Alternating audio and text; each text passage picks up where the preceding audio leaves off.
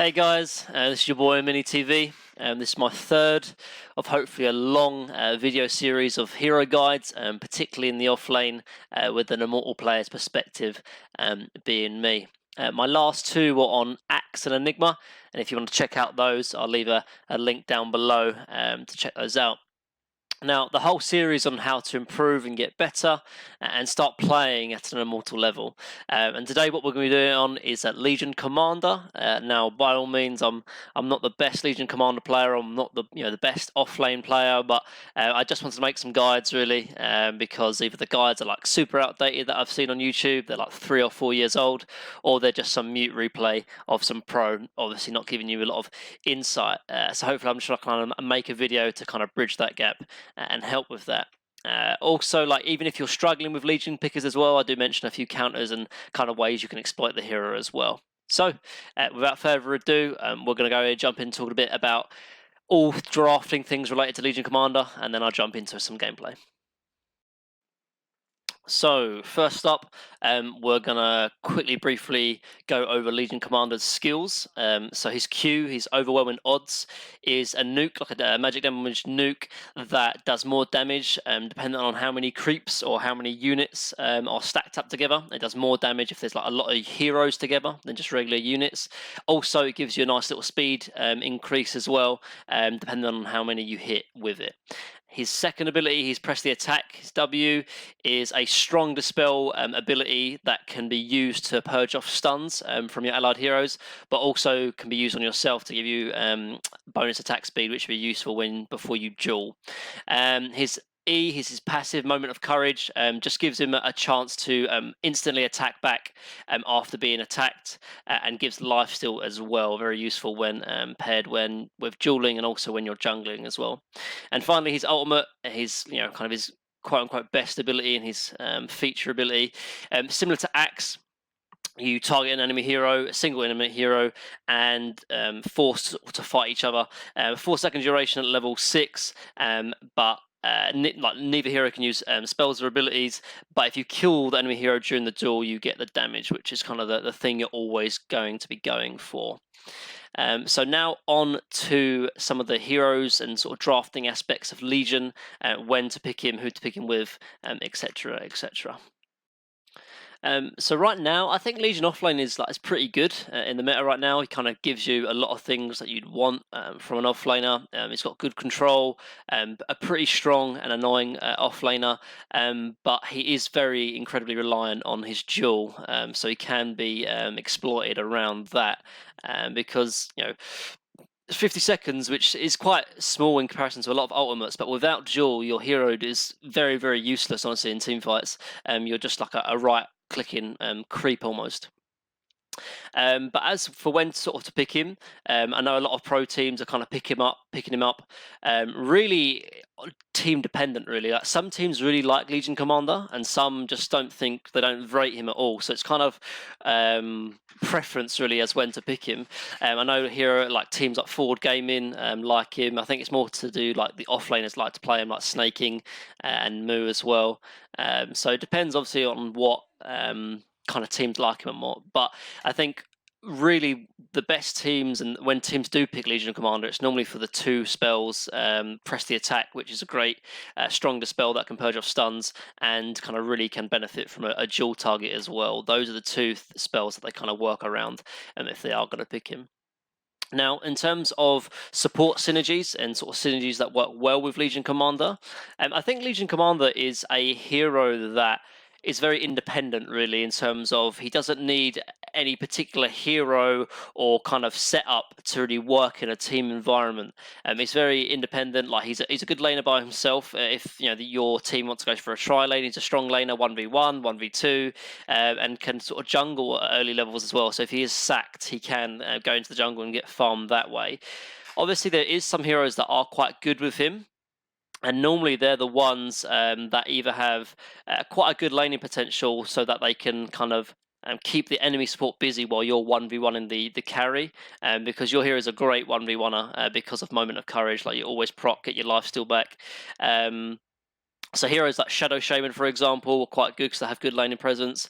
But also any hero that has great great burst. So heroes like Lion, because obviously if they can kill a target during your duel, you get extra damage. So having a hero that has high burst potential like Lion or Lena as like a laning partner is quite useful. And also similar to Axe as well, anyone that has or any support that has great global potential, like AA for example, can be the extra damage between the difference between you winning a duel and the draw, like the duel ending in a draw and not getting that damage, for example. So I think in general for supports, you know, AA, Lion, Shadow Shaman, these kind of that have good burst potential and that they're quite good in lane as well. As for cores, again, there's no like one big core that you got to pick with Legion Commander, but any kind of global potential is always nice to have, like Zeus or Invoker. Can always be useful, but like I said before, Legion doesn't necessarily need anyone. She can. Well, I keep saying he for some reason, but technically it's a girl, I guess. But she doesn't need anyone really to have in her team to be useful.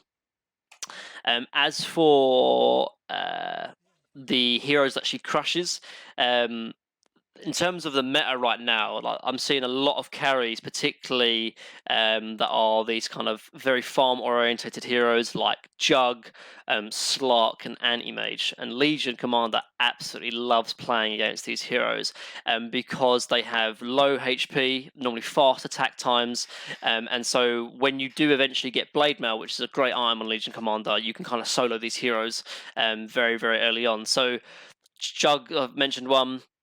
As for Slark, Slark is an interesting hero because he does actually quite well against you in lane. Normally, Legion Commander is a fantastic hero against any melee because you can really take use of Moment of Courage. But Slark, with his Essence Shift, like Slark loves playing against any melee because he's one of the strongest heroes. He takes your stats, and a lot of Slarks are starting to max Essence Shift in the lane. So you might struggle against a Slark in lane, but come mid game and late game, you can dominate him because he can't obviously Dark Pact off your duel, and having that kind of lockdown for a very mobile and elusive hero is very, very, very useful. Anti-Mage as well is a great hero to play against when you're Legion Commander because you dominate the lane against him as well. You don't need mana really to lane as Legion Commander, so Anti-Mage is kind of best skill in terms of mana break, doesn't really affect you too much in the lane, and you have such better stats than an Anti-Mage early on that you can trade with him very, very well. Not only that, but he has very, very low base attack time, so he kills himself very easily on your Blade Mail, and also he has very, very low HP and strength gain, so you can easily kill him. Not only that, but a lot of anti-mages obviously are trying to be quite clever with their counter spell to try and block any kind of lockdown or stun. But even if he gets his counter spell off when you duel, you will still duel him and you'll still get the damage regardless. So it doesn't matter. Before, when Anti-Mage had the ability to go Ags and it would kind of act as a Linken's, it was quite annoying to play against Anti-Mages that would sort of max and go for Ags. But now they've changed the Ags to affect his Mana Void instead of his counterspell. Legion Commander is a great hero against Anti-Mage. So I really do like playing Legion against Anti-Mage. As for heroes that kind of dominate Legion Commander and are actually counters to Legion Commander, is heroes that can really interrupt his duel. So similar to like Axe in the sense that OD is quite good against Axe because of his Astral Imprisonment, wherever OD is. OD is here.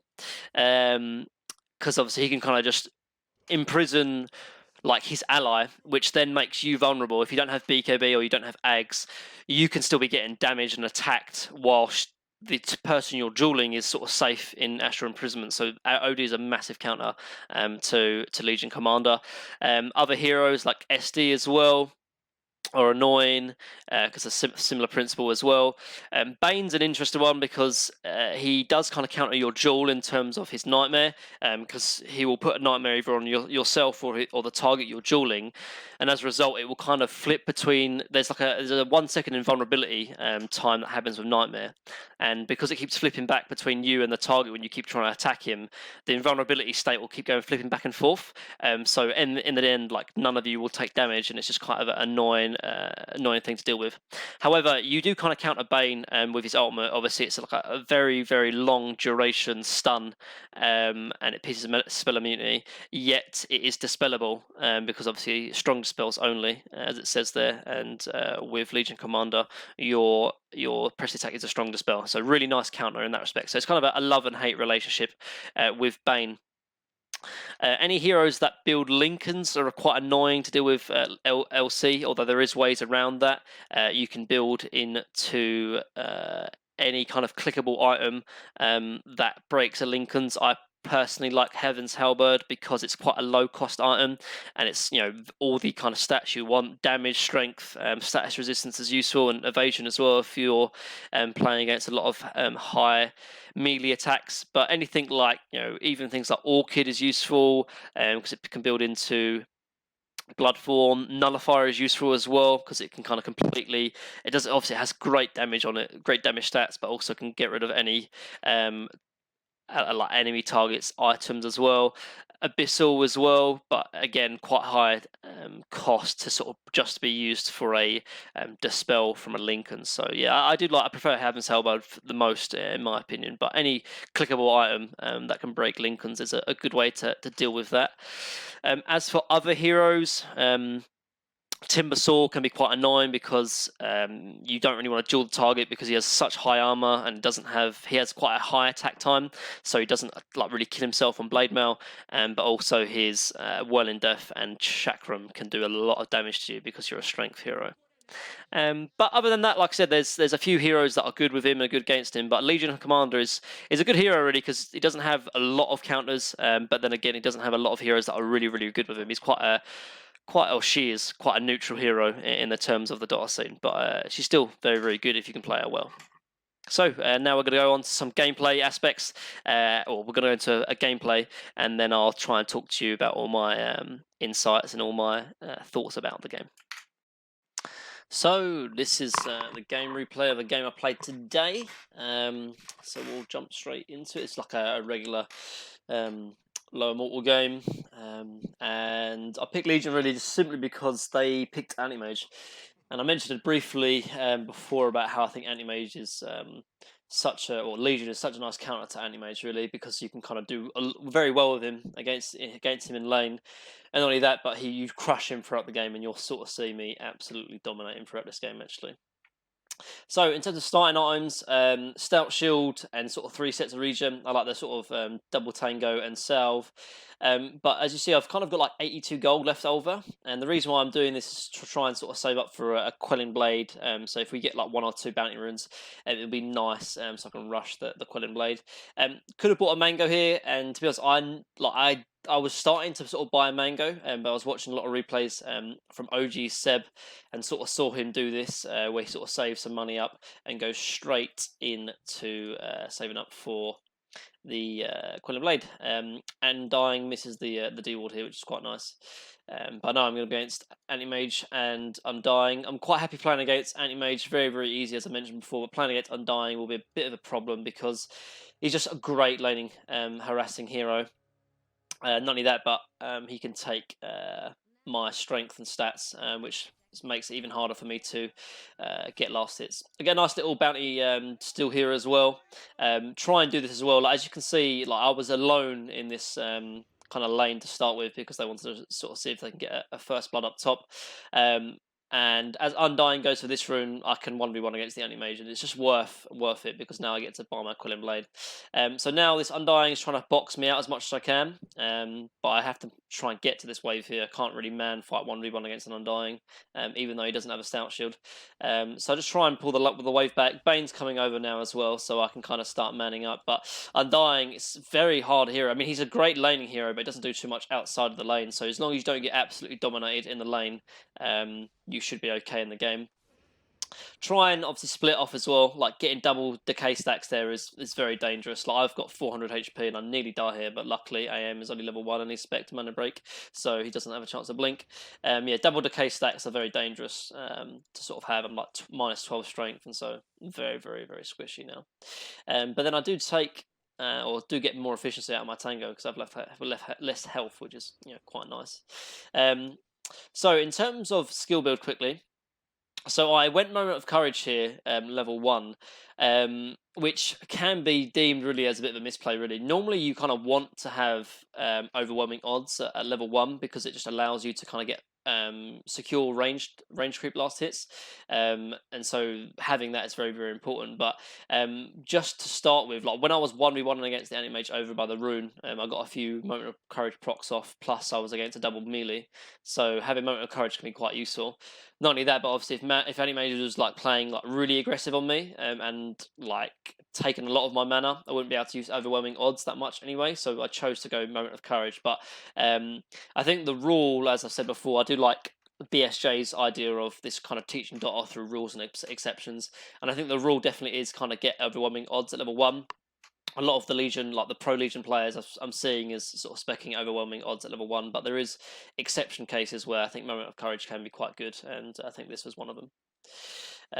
But yeah, just kind of like to start off with really try and focus on last hits and denies. Like this is a lane where if this support was someone else, I think we could dominate this lane a lot better because I know Anti-Mage is quite weak, level 1 in comparison to sort of Legion Commander. But because Undying is such a strong, and probably one of the strongest laners in the game right now, I can't do too much really. So I'm just trying to focus on my last hits really, knowing that if I kind of get good farm, I can dominate this Anti-Mage regardless. So right now, because of just this Undying just been a great threat, I am losing out on CS with the Anti-Mage. But trying to get some last hits, trying to pull, doing the old aggro trick, right clicking on the enemy carry, dragging the creeps back so I can sort of secure the last hits for myself, getting a deny there. I'm going to overwhelming odds this creep as well, which is very useful. There's a lot of creeps there. Anti-Mage takes some harass damage as well, and I secure the last hit. So always try and look out for those opportunities where you can go for the last hits with overwhelming odds and go from there. Undying is going to start running over to the 2-1 tower and die here. If I was probably a bit more observant, I would have run back with him to either deny him or to stop him from denying, or at least get the experience when he dies as well. But instead, I can't. This kind of bit of a misplay here. Like I'm not CSing and I'm not doing anything really of worth, and I probably could have stopped that, but I wasn't aware of it. So I let it slip. But Bane goes ahead and sort of leaves me in this lane. I think because top lane is going a complete disaster. Or I hear my Monkey King kind of really complaining and whining, and as a result, Bane decides to leave me bottom. So I have to 1v2, which is a bit of a problem. But luckily, I've got the lane back here, so I can at least get some kind of CS against Undying and Anti-Mage. And they don't really offer that much kill potential on me, but they can whittle me down. So I need to make sure that I always have some regen sort of stacked up with me. I'm going to try and be a bit greedy here and try and stop this pull. I know they don't have any kill potential on me because there's no sort of stuns or slows this early on, so I can play quite aggressive, and I still have a salve with me as well, so I'm not in massive danger. And there's like lots of creeps here as well, so they can't really dive me too much. I see Undying trying to man up, but I'm level 3 now. I've got 2 points in Moment of Courage, just simply because I'm not going to have the mana to use Press the Attack and Overwhelming Odds, so I put another point in Moment of Courage just to help me with the lifesteal. But I think generally, like a lot of the a lot of the Legion commanders I've been seeing go kind of a 1-3-1 build where they max the Press the Attack. And if I quickly just pause here, I'll explain why.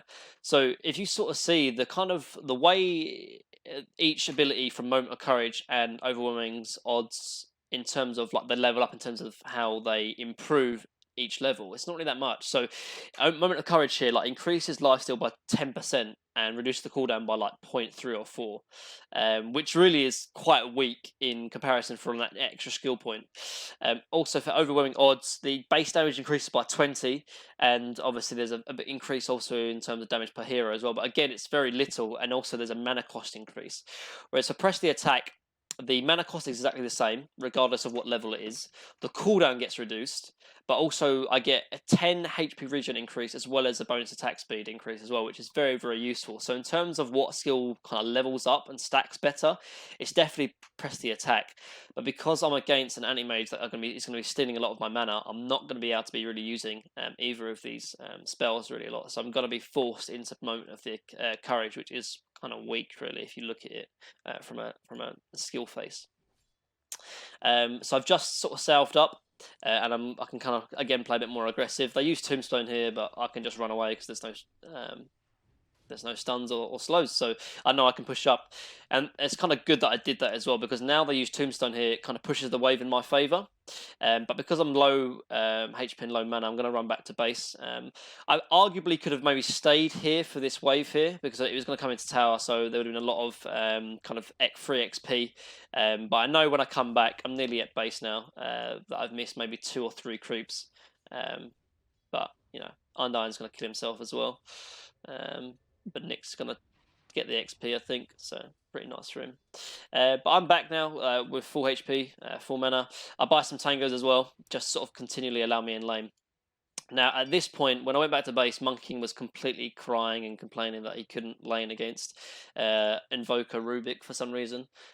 So he sort of forced me top, which, you know, as a Legion, I don't really care against really who I lane against, really. So I was happy to oblige. But as a result, Anti-Mage and Undying come and follow me up there. So right now I've got like 16 CS, which isn't the greatest, but you remember I was kind of 1v2 in a lane and 1v2 in the offlane. I think I did okay, honestly, better than their offlaner anyway. So I'm kind of happy with that. So I'm level 4 now. I'll put another point at Overwhelming Odds, just simply because I knew Anti-Mage was coming back up here, so I knew I wasn't going to have a lot of mana to work with, and I thought it's better than you have one ability stacked than just 2. As you see there, like you see how strong I am to sort of man up with my Moment of Courage procs against an Anti-Mage and Undying. I'm not afraid right now. I've nearly got my phase boots as well, which is something that you kind of want to rush as soon as possible.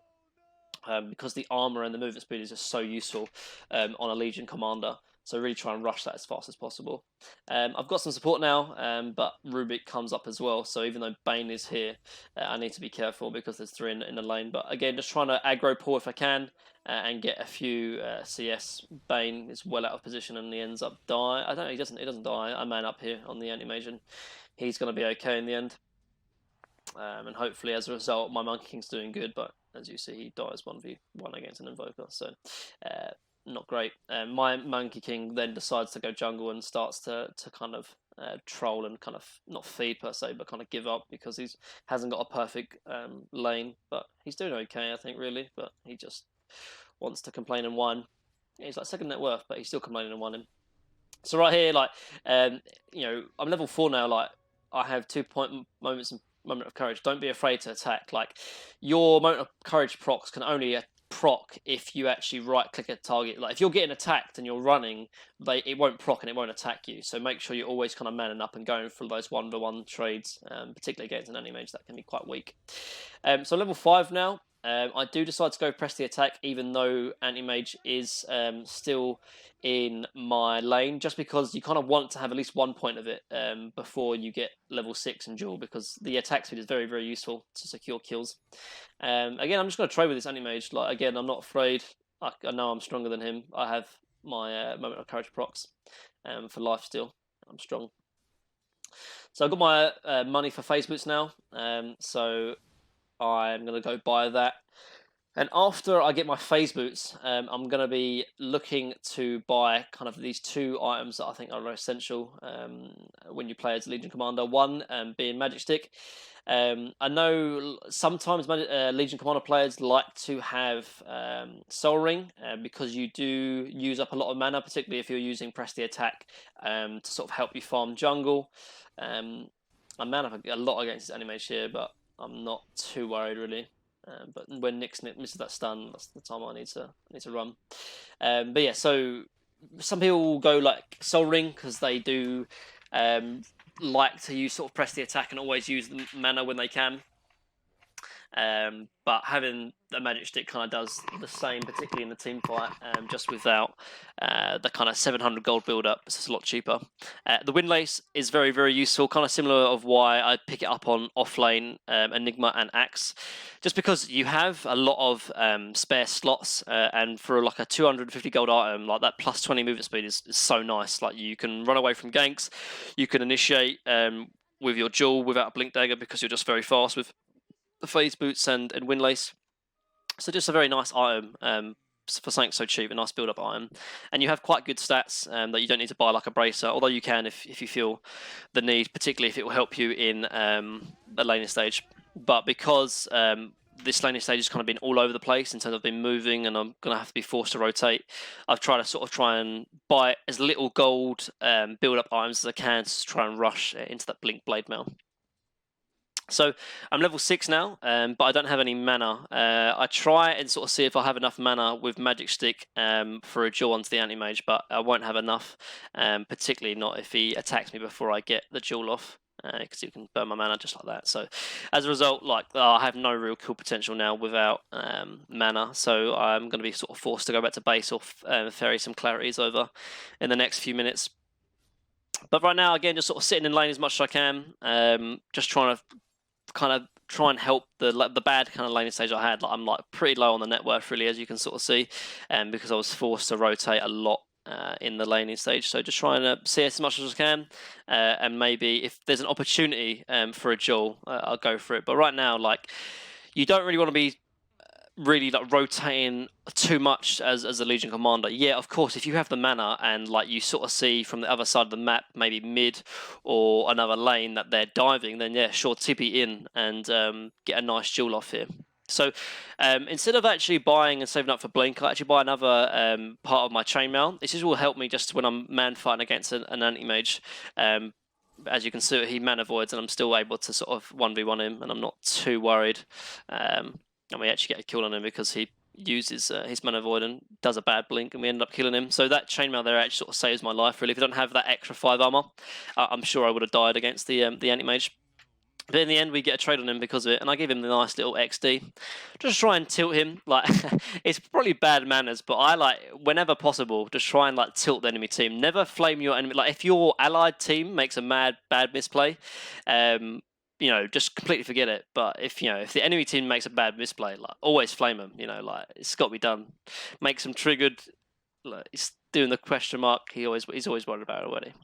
So I switch up the lane because I want Monkey King to sort of stop farming the jungle and actually sit in a lane. And as a result, I go bottom, kind of whatever that is the hardest lane. You want to kind of put yourself in it, as the offlane and as the invoker, like as the Legion commander, because you are one of the tankiest and strongest heroes to deal with really. So you're not going to die. So yes, that chainmail like kind of delays my blink dagger, but just in that instance up top, and now in instances like this kind of early chainmail is very useful.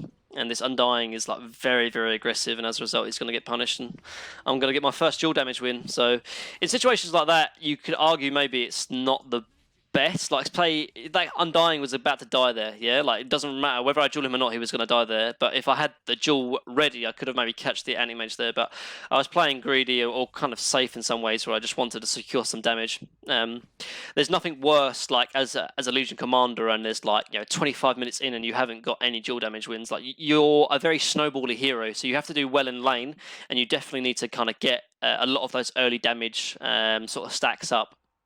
Otherwise, your hero does definitely fall off. Like you don't farm particularly well, so you need to be kind of a snowbally hero, and having early damage with your duel can definitely help with that. We sort of dive here because I see how low Invoker is, and that with a Zeus as well, very useful. Like again, easy duel. Got a bit greedy there as well. I kind of try to get the press the attack off before the duel, but luckily I get it before Invoker gets the invis. But once my duel is down, there's no way I get a kill on the Undying, so I back off.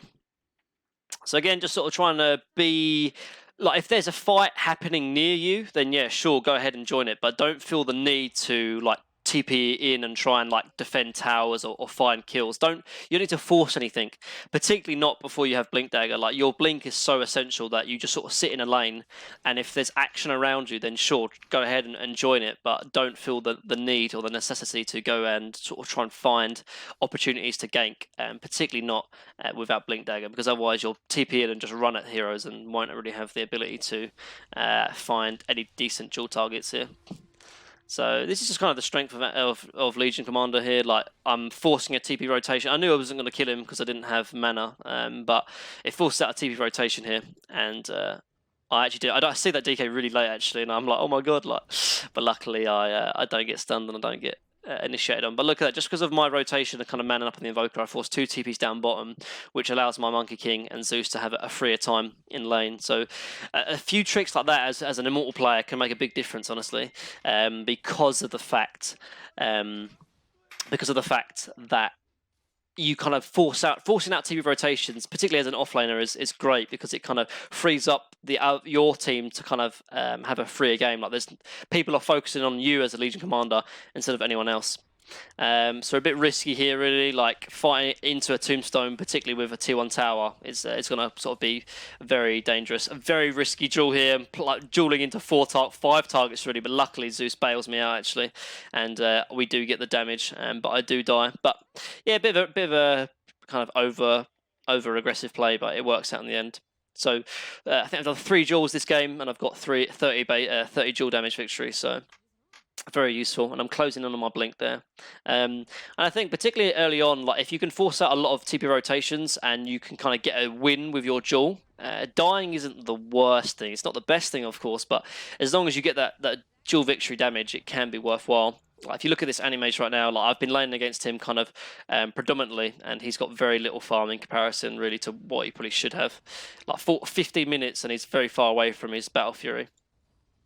Again, I've got my duel, like, and there's an obvious fight happening, like, come and join it, yeah, sure. And we do get a kill on the Rubik. I don't get dual damage, unfortunately, because Zeus wasn't in position, but it's a good fight overall. We kill the DK here, and we kill the Undying as well. So sometimes, you know, not getting dual damage isn't the worst case scenario as long as the fight ends up being in your favour.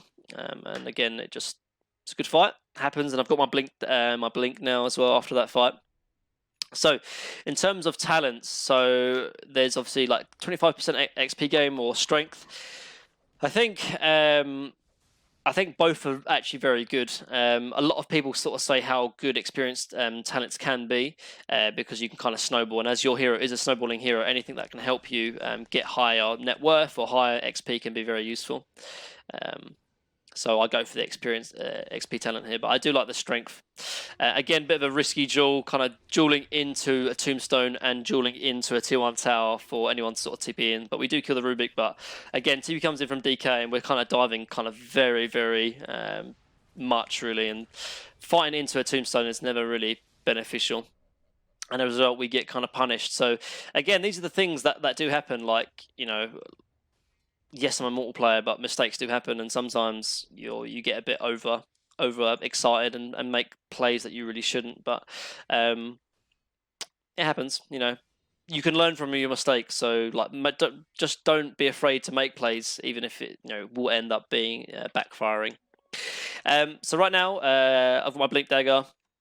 I'm waiting really for my blade mail. So now the next kind of item, the next kind of 5 minutes or so, or a couple of minutes, I want to be kind of really focusing on farming my blink dagger. Yes, I've got a farming my blade mail. Excuse me. I've got my blink dagger now, and yes, I can look for kills. And if there's an opportunity, I will definitely go for it. Like if there's a dive on one of my heroes, sure. But I want my blade mail because blink is useful, but blade mail secures any victory or any duel that I do to be a victory. So, and I'm very, very close to it as well. Just from in terms of like playstyle, if you're very close to an item, don't like immediately go out and fight. Farm that item first, then go fight. Like having these peaks in terms of item timings can be so beneficial. Like, see, there's a fight going on bottom, but there's no TB I have, and I want to farm this blade mail. So I'm telling my team, guys, just relax. I just want to farm my blade mail before I get into any fights. I know if I get blade mail, I can kill basically anyone on the enemy team except for perhaps the Dragon Knight. So I'm just gonna play a bit greedy for the next few minutes, just try and focus on my getting my blade mail timing. Yes, my team's feeding in the meantime, and but there's not much I can do about that. I just want to farm my blade mail, and then I can get involved in every fight whenever I have my duel off cooldown. And kind of just playing a bit greedy, particularly at certain item timings, is more beneficial than constantly fighting and delaying your blade mail timing. So this was a bit more of a cool, calm decision for me, just to sort of say, look, let me farm blade now. I see Rubik top, and I'm thinking, oh, can I kill him? And I probably could with Zeus's ultimate, but because I'm so close to Blade Mail, I do not want to risk it, really. I want to get my Blade Mail first, and then I look for opportunities to fight. So farming the jungle when the lanes are pushed in, and, and then pushing lanes out when the jungle has been farmed is the kind of general rotation you want to be doing as a Legion Commander. In terms of skill build, as you can see, I've maxed out my Press the Attack and my Moment of Courage, and those are the two really that you want to be focusing on. The overwhelming odds can be useful when you level it up, but really in very minute circumstances, particularly against a lot of AoE targets, so like illusion targets like Naga Siren or Chaos Knight, for example. But the Press the Attack and Moment of Courage, as you just saw there, is so useful with your duel. That maxing these out, particularly when you have Blink and Blade Mail, is definitely more important than maxing out overwhelming odds. So got my Blade Mail there. Again, a very nice, secure duel, very easy kill onto Rubik. So now, my next item is an interesting one. So it's going to be Ags. Now, I think Ags on Legion Commander is an interesting item, because I think in some scenarios it can be one of the best items you can get on Legion Commander, and in some scenarios it can be one of the worst. Now, if you don't know what it does, it makes you and your target kind of invulnerable to damage outside of the damage you do to each other. So, for example, I can do damage to my dual target, and my dual target can do damage to me, but in terms of my allies doing damage to the target I duel, they can't. It just makes both of us invulnerable, but except for the damage we do to one another. That includes items as well.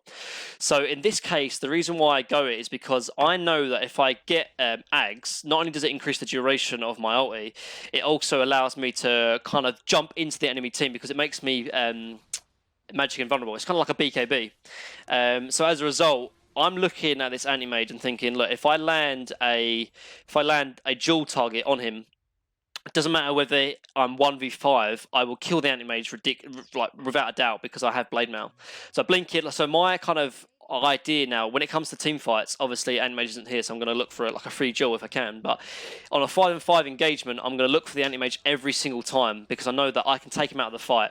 So when you're an offlaner and you can completely nullify the enemy carry, you should do it every single time. And yes, it's a bit annoying because Zeus can't help me with global potential, because his ultimate won't do any damage when I duel, when I have Ags, but for the large majority, it's definitely worth it, because I can kill the anti-mage by myself anyway, so I don't need it. Now, there will be scenarios where you aren't snowballing, you aren't doing very well. Obviously, in this game, I'm top net worth on my team, and I'm actually kind of crushing this game. So, this is the game where Ags is good, but there's be some games where you don't do a lot of damage, and you're going to rely a lot on your enemy team to get the damage done. Unfortunately, my duel's on cooldown here, actually, and I don't get a chance to kill him, and as a result, I actually die here. So a bit of a misplay, but quite unfortunate, really, as well. Like if that duel was up, I would have at least killed the anti-mage, and that would have been a nice kill. But yeah, going back to the Ags. So really, I think in this game, like, I'm crushing. I know I have a good Blade Mail target, and a great dual target, which is the anti-mage. Going Ags is a great item. However, there'll be times where you don't have a great dual target and you don't do a lot of damage, so you're going to rely on your team to do damage, and that's when Ags isn't very good. So because of that, don't go Ags. Instead, go for what is the item called? It's like the upgrade to Medallion. What is even? Oh, for some reason I can't see it. Medallion. There we go. Solar Crest. That's it. Solar Crest. So yeah, Solar Crest is really useful, because not only does it kind of act in a similar way in terms of you doing more damage to your dual target, because it reduces their armor, but it gives you extra stats, which is really useful, and also you can use it to help your team as well. So I like Solar Crest. I watched quite a few games with OG Seb and other sort of a lot of like Bone 7 and stuff like that. A lot of them, they're kind of, if they're not going Ags, they're going this sort of Solar Crest, which is just kind of that extra item to be useful. Now with Ags as well, like, you don't really need to get BKB, because the BKB is kind of built into the Ags. Now, obviously, in some cases, you're not going to be able to get Ags, so you have to go BKB, and that's fine. But this game, Ags is fantastic, honestly. I think it's one of the best items in games like this, because it's 2 items in one. not only does it give you a longer duration on ulti, but it gives you magic immunity as well, which is like absolutely fantastic. So right now, I'm closing in on Ags. I'm looking for kills whenever possible, and just trying to really force the objectives really right now. Like we killed an Invoker, trying to force out, trying to play aggressive. My cooldown on Jewel is nearly coming up, and really like whenever you get to this stage where you have Blink Blade Mail, and you always want to look for a kill really, wherever possible, because you know you can kill basically anyone.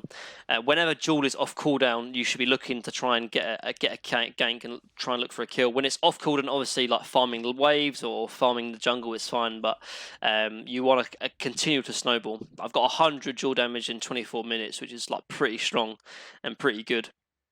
So if I see anyone basically, like there's an Undying behind me, I'm just gonna like instantly go in and secure the kill if I can. But I think I do duel him here actually. Just with no, we kind of get baited a little bit really, and Zeus is not with us, and I do end up surviving here, but my team or my 2 supports end up dying as well, so I end up getting out luckily.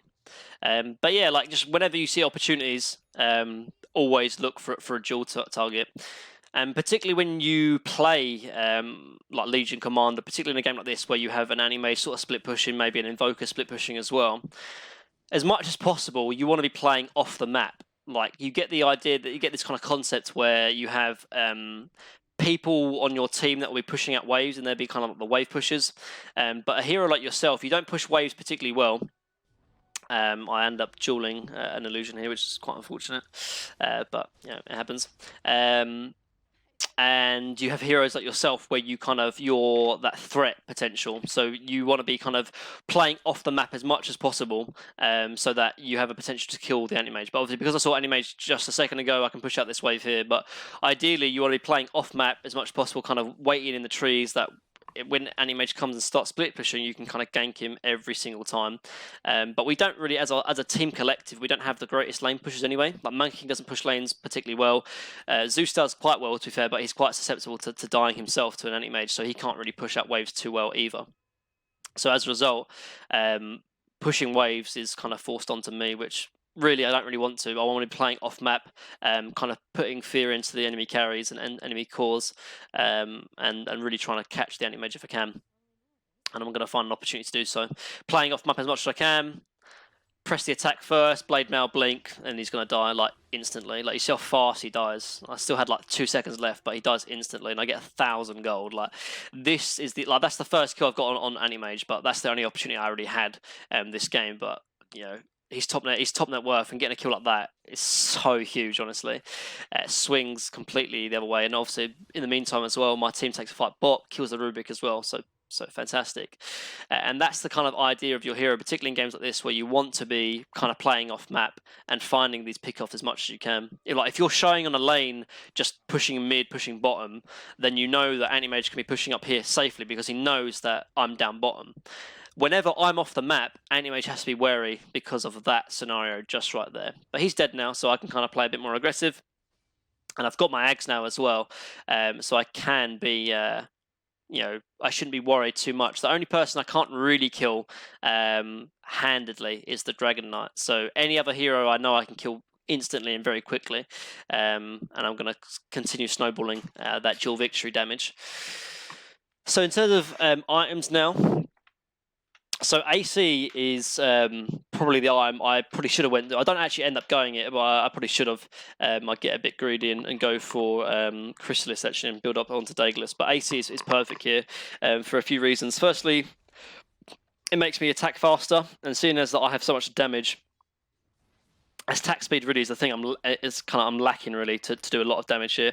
DK actually jumps up me and goes for me, but I kind of feel a bit greedy here and realise that I can probably man up. So this is where the Ags kind of comes into play. There's like loads of people attacking me right now, but they don't do any damage, and I'm kind of 1v1 against the DK. Luckily, I do kill him. I don't get the duel off, but with Zeus's help, after my ulti's down, I killed the DK. And in scenarios like that, I don't think I was getting out of it. So going for the kill and the man up play was probably the right decision, even though I do end up dying. But I take DK with me. So in scenarios like that, it's worth it, and my team secures bot. in the meantime.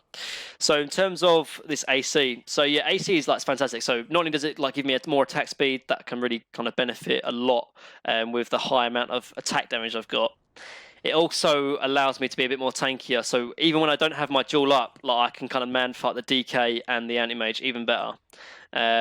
And obviously reduce their armor as well. So it's kind of an overall fantastic item, and it synergizes well with Monkey King as well, because obviously he does a lot of physical presence. But instead I get greedy and end up going for Chrysalis because like I want to buy this Hyperstone, but I know I'm going to play TB top, so I want to get any kind of extra bit of damage or extra bit of stats to help me just really kind of improve. And so I end up going for the Chrysalis, which in hindsight was a bit of a misplay. Like there's scenarios in this game where I end up dying just because of the amount of right click potential from Anti-Mage and DK, whereas if I had an AC I would have survived and I would have done better. But in the end, AC like or Daedalus, like particularly when it gets late game when I have even more dual damage, like I'm going to be like critting for like 800 damage, which is like completely absurd. So I go for the Chrysalis, but I think on hindsight AC is a lot better. Not only that, but if I was a bit more aware as well, I would realise that Anti-Mage is starting to build into a Lincoln's as well as the Invoker. And so this Chrysalis could have been a Heaven's Hellbird. I do eventually go for the Heaven's Hellbird, but I get it kind of later than I would have liked to. Whereas if I have this Heaven's Hellbird, I can kill them regardless whether they have Lincolns or not. So this was a bit of a greedy item, and I do pay for it as well. So level 20 talents now as well, or 15. So attack speed and movement speed. I think in this game, I think the level 20 talent, the moment proc chance would have actually been better. Seeing as like my whole kind of game, I'm really focusing a lot on my duels. Obviously, I've bought my Scepter, so it's 8 seconds worth of duration. So having that extra 10% puts up to 35%, which is quite like nearly double the moment of courage, a lot less than double, obviously.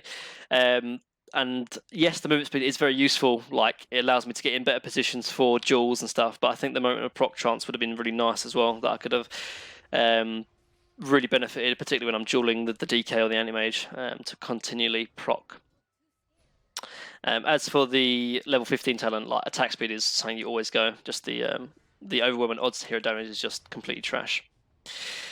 So yeah, in scenarios like this, so like yes, I don't have my duel right, but because of how much damage I do, I can still man fight. I have press the attack as well that I can use on myself, and I can just man up.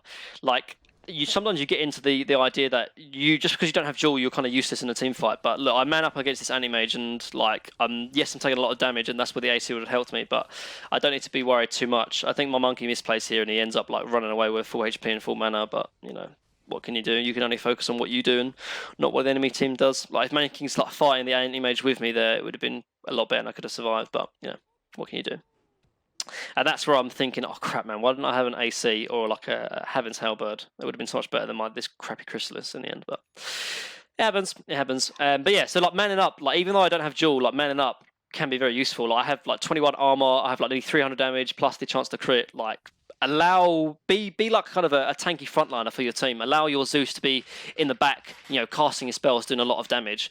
Like I'm the only strength hero in this game, so you kind of need to be this frontliner. And you know, being afraid and being, you know, kind of very pussy-like is very bad, because when you man up like with your moment of courage, like you're incredibly tanky. Like you can proc this off, and you lifesteal your attack damage as well. So obviously if you have high dual victory damage plus like some damage items like Chrysalis, you're going to be lifestealing like ridiculous amounts. So just man up in team fights, particularly. Don't start running away, and particularly if you have press the attack on as well. So right now, like this game is like seemingly quite close, but because of how big of a counter I am to Anti-Mage, it doesn't matter what items this Anti-Mage gets. Like he's built a Lincoln Sphere, but I'm going to start building into a Heaven's Hellbird. Doesn't matter what this Anti-Mage buys, like I'm going to always be able to kill him and like encounter him. And he actually has a sentry here, so he sees me actually, and I realise I ping it out, but I could have killed the Anti-Mage very easily if I was maybe a bit quicker. And so I'm not.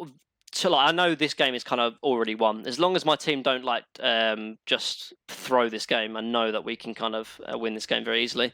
In situations like this, like getting a kill and just running away is fine. Like there's that team fight was not happening. Zeus was dead, Monkey King was up top. Just running is okay in scenarios like that, obviously. A bit of a greedy play, really. Like both of us invis walking up high ground, a bit risky, and as a result, I do actually die here. But I think we do trade kind of okay, and I realise that I'm just going to man up here. But Bane ultis a Lincoln's target, and as a result, we pay for it. But yeah, like, I'm not worried this game. I know like it's going to pay off very, very well. Like Animage is going to be very useful. Yes, he can kind of man up against me. Yes, when there's like 4 targets, but 1v1, this Animage is going to do very, very little against me. Zeus is going to do a lot of damage, particularly against like the Invoker and the DK, and Monkey King is starting to get some items now that he's top net worth and stuff. So don't need to worry at all this game. Again, like the team fights, the way I'm playing them is still going to be playing the same way, really. Trying to look for anti-mage or a quick pick-off on anyone I can. It's going to be a bit harder now that they have Lincolns, and I was stupid, and I built Chrysalis instead of... this is where the Chrysalis just starts really sucking, really, because at the time, like I bought this, I think, maybe like 10 minutes ago, and I thought, oh yeah, I'm going to have, like, I'll buy this item and then I'll build into AC and then I have Heaven's Hellbird. But instead I died once or twice here. I haven't really snowballed. I've kind of stayed with the same net worth. And as a result, like, I've kind of really delayed in terms of my own timings. I realise I need to buy my Heaven's Hellbird. But yeah, one item choice like this can really backfire, and it's starting to show this game. It would have been a lot smoother if I went for it straight away. But again, similar to like the mid game as well, you want to be playing off map as possible. I think it's harder to do that, particularly come late game, because a lot of people start to group up. Like you'll see these heroes all be together. You might see Anti-Mage by himself because that's just what he does. But for the most part, I won't be able to find a lot of pickoffs just because of the nature of what late game decision making is, and so I'm forced to kind of push out waves if no one else is. Like, Bane doesn't push out waves, Nyx doesn't really either. We mentioned how Monkey King isn't the greatest pusher even, and Zeus doesn't really want to be by himself, so I'm kind of forced to push out waves. Pushing in waves is the most important thing, really, particularly when you play a hero like Legion that is a good pick-off hero, because you need to have waves pushed in, so then you have the enemy team splitting off and going elsewhere. I see the Undying here, but I actually think like he's baiting, and there's other people with him, but it's only an Invoker. But if I knew it was just the Invoker, I would have killed the Undying easily, but I end up blinking into the trees and TPing out because I was worried that DK and Animage was with him. But we smoke here, and this is the point where I'm like, look, I'm just going to try and find anyone, and realising Animage is top, I can duel anyone. I realise I wait for his Lincoln to be popped and then go for the duel straight away. A bit of a misplay again. I don't pop Blade Mail, and I don't press the attack, and because I've got Ags, they can't obviously help me do the damage, and as a result I don't even get the dual damage here. So really important, particularly if you have Ags, to make sure that you're using press the attack and Blade Mail. I got a bit lazy there, and I don't do it, and as a result I missed the damage, which plus 26 damage is is always nice to have, so a bit of a misplay. Animage sees me here. Like, I think Animage plays kind of bad this game, really. Like, he knows that I think the only way he dies really is from me. If he sees me like pushing mid or kind of manning up on this Rubik, he can kind of do whatever he wants. But he's very scared in general, so he plays a lot more passive than I think he should. I finally got my Lincoln's Breaker now as well, with my Heaven's Hellbird. Duel was just on cooldown, unfortunately, so couldn't duel him. Yeah, my Lincoln's counter now is now available, so I can kill anyone. So Animage thinks he's safe, obviously, with his Lincolns, and likewise with the Invoker, but now I've got a Lincoln's counter, I can man up and kill anyone. And thanks to my XP talent, I'm close to level 25 as well. So I'm starting, I need to get 25 at the same time as Animage, which is pretty good considering that he's an Animage and I'm a Legion Commander. So yeah, right now I'm very, very feeling confident.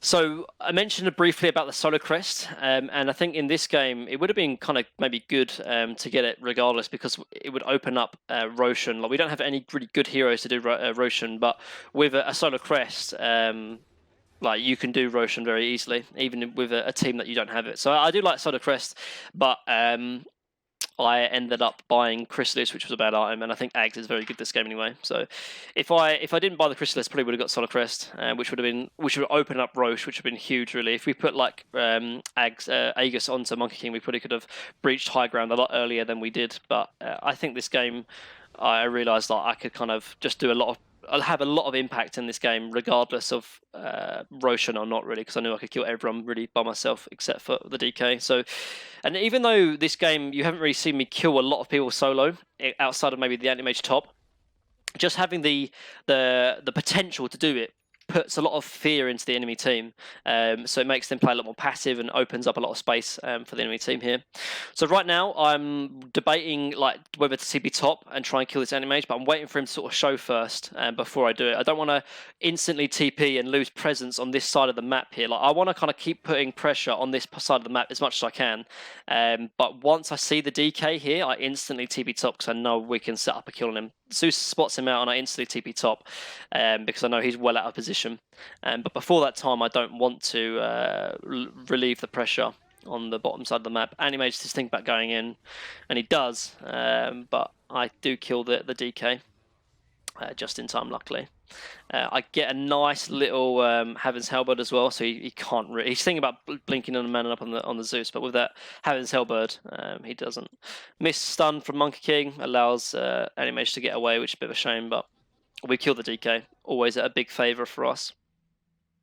And as a result, Undying and Root, like this is, I mean, like Undying was so annoying to deal with in the laning phase, but right now, like he's just a complete melee creep and he's useless. Even his Tombstone is really non-essential.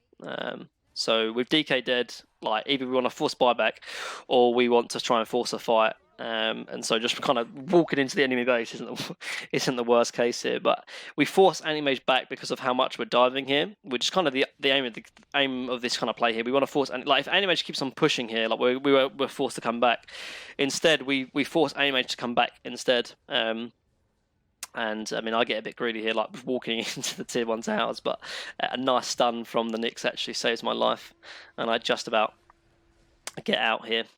Nice pause as well, and I think we actually kill Animage here. He gets a really bad, he does a very greedy blink, but with Monkey King with the circle down, like blinking into Monkey King, oh, he is very, very poor, and he will pay for it with his life.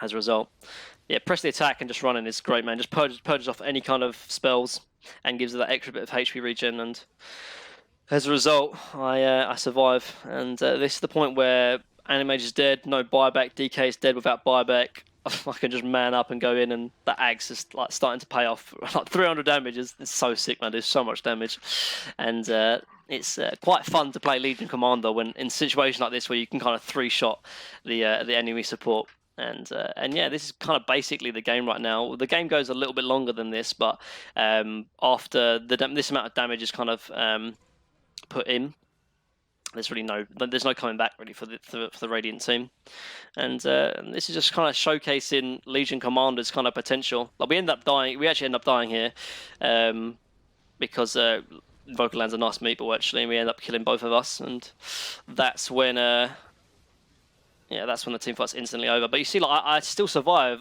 enough to kind of force a kind of kill onto the Invoker and the Rubik actually. So force that buyback from Invoker, but yeah, Zeus dies here, and they all start dying. I'm like telling my team to come back, get back, and just kind of back off, but they end up dying as a result. Just fast forward now, just to kind of at the end of the game, because as you see, they end up just getting wiped. So just in terms of like other item builds now, so I'd want to get AC really ideally, but you sort of saw in that after that team fight there, I realized like if I had ways to kind of lifesteal, I could have really turned this fight, because like after everything they've done, having Satanic would be great just to kind of man up, but I kind of flip flop between what kind of items I want to get, and I decide like I'm not gonna be able to get to the secret shop, so I end up buying a Daedalus here, just for that extra kind of value in terms of items, to help me with this up and coming team fight if they do decide to go up and breach high ground. But yeah, Satanic is quite nice, just kind of even without Jewel, you can kind of man up and fight in the team fights, just to kind of keep the presence in the team fight. But Refresher is not a bad item to go, because you are very, very much dependent on your Jewel, and having 50 seconds is quite low, but having like 2 Jewels in a team fight can be massive. So having Refresher is quite nice. What other items is quite good? For some reason my like view camera is, there we go. is in the way. So just kind of a few items like, so AC, obviously we mentioned a lot about that. Refresher is really nice. Daedalus, obviously, that I've gone here, like I'm going to be critting for ridiculous amounts, obviously, because I've got 300 damage. MKB, another item if they've got like a lot of evasion, can be useful. So we mentioned a bit about Solar Crest as well. Death So can be really nice because of just the amount of presence you have, and easy duel onto the enemies. I don't even need the Blade Mail anymore or the Press the Attack because I've got so much damage, and I don't want to be using spells that could help him or can kind of delay the time I duel and end up making him blink away. But this is the final team fight, and even though I don't have duel, you see I'm just trying to right-click the Anti-Mage as much as possible, trying to force him out, or force him to blink away and stop doing damage to my team. So even though I don't have duel, just trying to focus on the Anti-Mage. I'm still hitting very hard, like a crit for 1.6k right there, like so much damage, man. And as a result, even without my duel, I'm a threat in these team fights, and after Anti-Mage is dead, and Zeus isn't really worried of getting mana voided, this team fight is kind of over. My Bane is forcing me to get slept, but we end up killing the DK here, and that's basically the game. DK dead, Anti-Mage dead, and that is how you kind of win and play as Legion Commander. But briefly, again, just going over the items. MKB is good if they have evasion, but another item that I really like as well, kind of a pre-build up before Blink or anything else you might go for, is Armlet.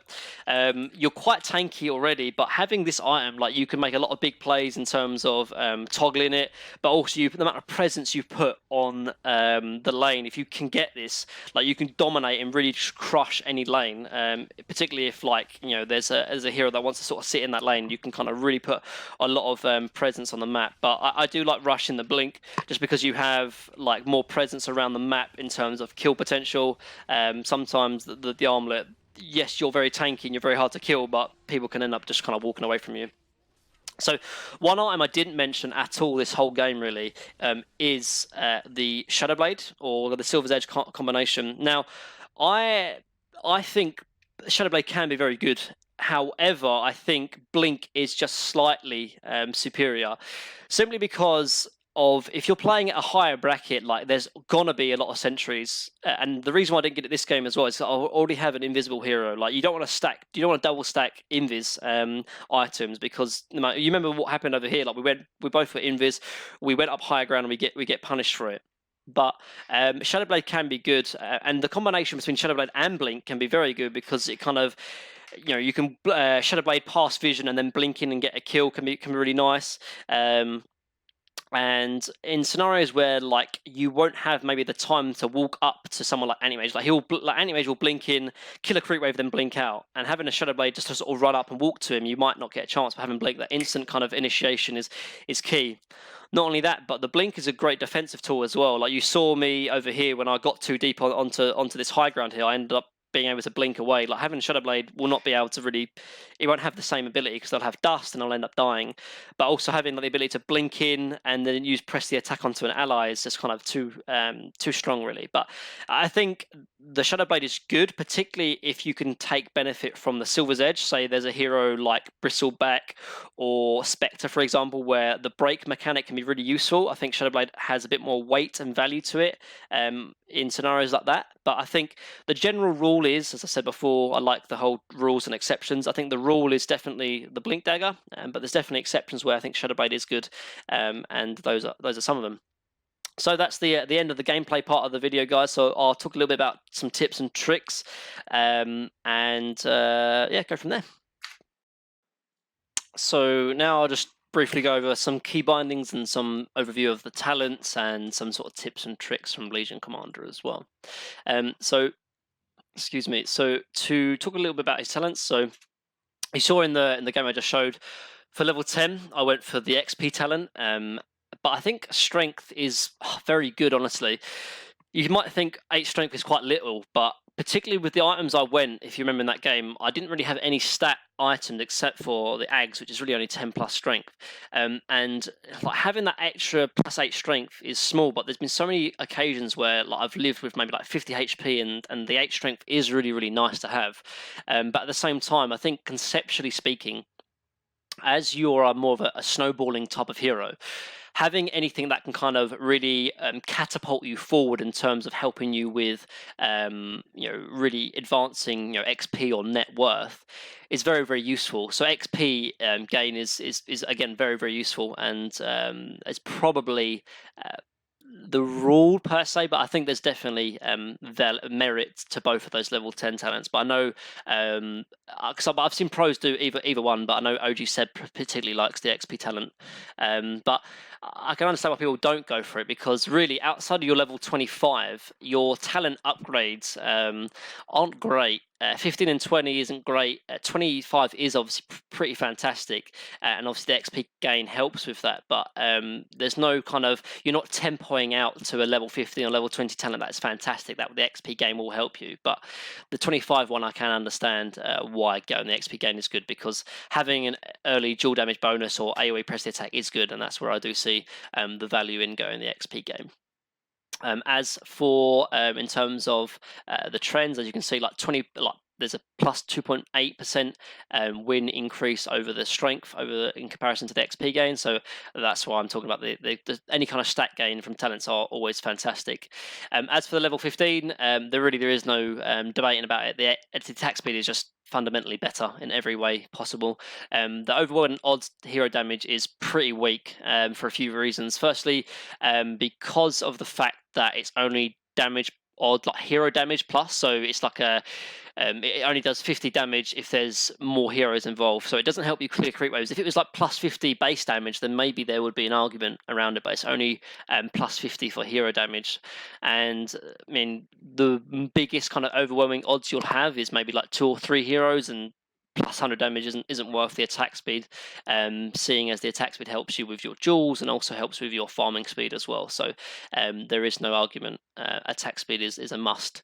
As for level 20, it's a bit more harder to choose. As you can see, the win percentage is very close, and that normally indicates it's a close talent option.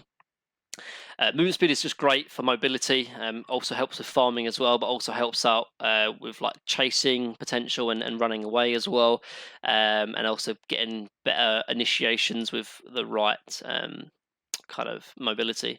But the 10% moment proc chance is really nice, because it's quite a considerable amount, really, seeing as it's only 25 base, plus 10 is like, nearly half increase.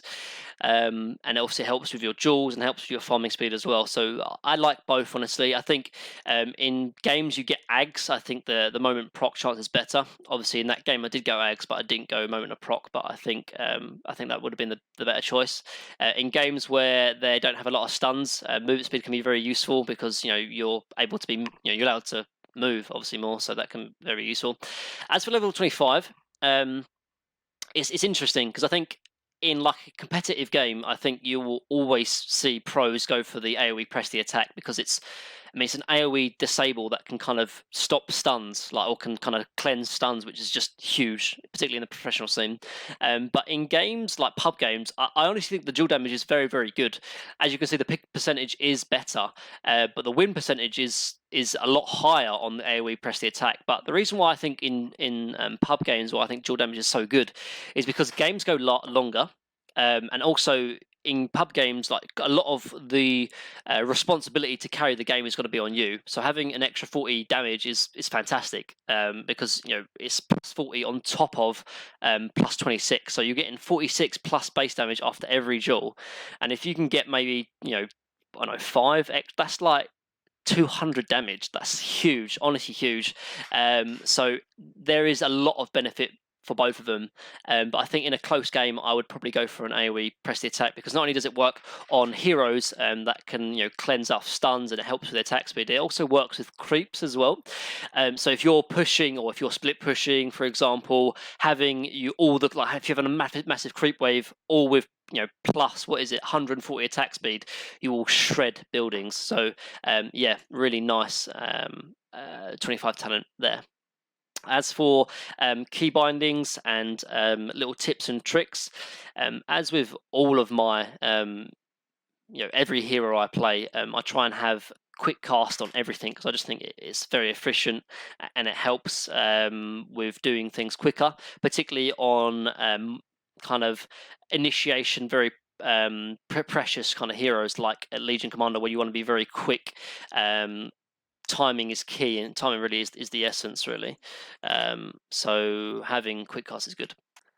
Yeah, so obviously I'll just quickly show you hotkeys, like everything's on quick cast. I just think it's the only thing you could maybe argue not to be on quick cast is your overwhelming odds, just because it obviously helps with kind of seeing the radius and how far you can put it. But as for press the attack and duel, I think it's like a must that you have it on quick cast, because it's just so easy just to like click Alt, then click W, and then instantly go for a duel. Like, it's like instant, you know, very, very quick.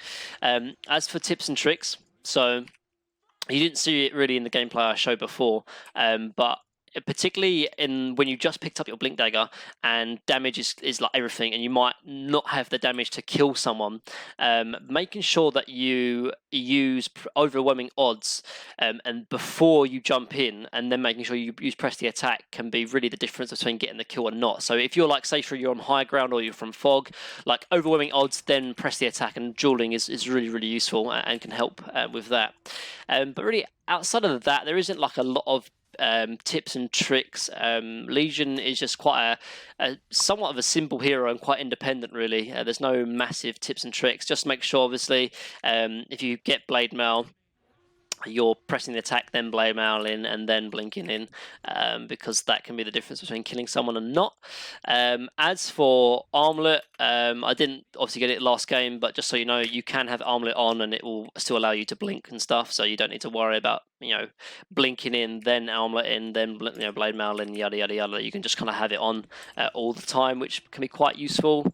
As for, I've obviously mentioned ags, like when you get ags, like, you know, there'll be no other damage can be put into the duel and stuff. So, but other than that, guys, that's kind of it really for tips and tricks, and that kind of for the most part ends this section of the video. Hey guys, so that's the end of the video. Thanks for watching if you watched it all the way through. If you didn't, thanks anyway. And also, please guys, make sure you like, subscribe, do all that stuff. Have the little ring bell notification. Just come ring my bell so you can see when my next video is out. Hopefully I'm going to try and do them like once every week or so. But other than that, thanks again, and I'll leave you just from this really interesting game from Epicenter with Legion Commander against his lone partners. He actually picked up an Orb of the Venom and was pulled some tangos to help him in this Doom versus Grimstroke lane. But other than that, I think it sort of took Seb by surprise as well as the casters. So see you next video, guys. Peace. He's able to play it safe and get back. And once he's got that level 2, at least when he chooses to put the point in the spike carapace, it will make it very hard for the two of them to punish him, even if those stacks do build up. And the pull through as well, and FY just trying his best to make sure the Sasha can't really get in and find much at all from it. Chalice is eating the pressure fine down here too. Has gone through already 2 or 3 of those tangos that he's been given to, but he has to press the attack as well, so he has that extra regen. He also has the ability, right there we see, dispels that Infernal Blade. Very important for him to be able to do that. You're gonna see up top, Sasha was trying to poke around, get involved in that pull. Whoa. And meanwhile, bottom, he actually hits level 3 and just nukes the wave and gets Seb. 1v2, getting that kill. Oh, that's Nova? That's it, guys. See you later. Ciao.